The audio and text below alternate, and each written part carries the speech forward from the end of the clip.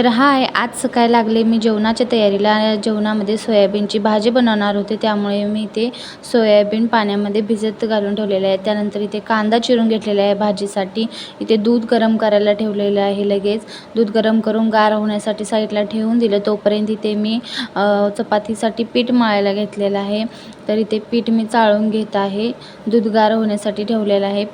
पिठामध्ये मी तेल आणि मीठ घालून घेतलेलं आहे. पीठ चाळून आणि मस्त असं मळून ठेवलेलं आहे. बघू शकता इथे पीठ आपले कसले भारी मऊ मळून तयार आहे. तर मी ते झाकण ठेवून 5 मिनिटासाठी ठेवलेलं आहे. आणि इथे घेतलेलं आहे मी भाजी गरम बनवण्यासाठी तेल घेतलेलं आहे. त्याच्यामध्ये कढीपत्ता, कांदा घालून त्याला मस्त असा लाल ब्राऊन होईस्तोपर्यंत इथे मी परतून घेत आहे.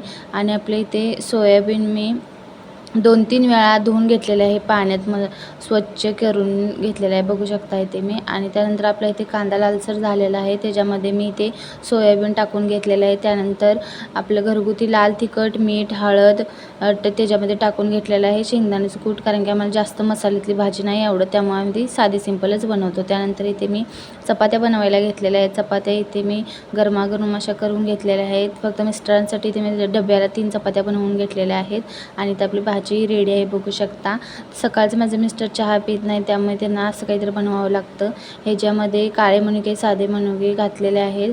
अंजीर 2 घातलेले आहेत. केळी, थोडेसे दूध घातलेलं आहे.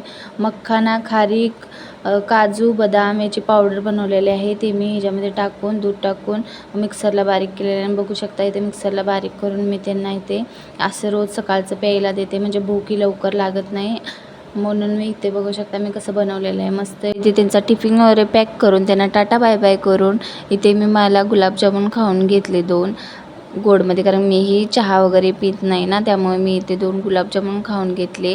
तोपर्यंत मुलगी उठली, तर मुलगीला नाश्त्यामध्ये इथे मी पोहे बनवायला घेतलेले आहेत. तर इथे कांदा चिरून तेलामध्ये कांदा, मिरची, शेंगदाणे वगैरे भाजून फ्राय करून त्याच्यामध्ये ते पोहे मी ते पोहेमध्येच मिक्स करून घेते, हळद, मीठ वगैरे, आणि मग त्याच्यामध्ये टाकते. तरी ते पोहे बनवून तिच्यासाठी तयार आहेत, कारण तिला ऑल टाईम किती वेळा तरी पोहे दिले ना, तरी पण ते खायला तिला खूप आवडतात. तरी तिला मी इथे नाश्ता दिला आणि मी थोडा वेळ चालले होते बाहेर, कारण मला थोडं सामान आणायचं होतं.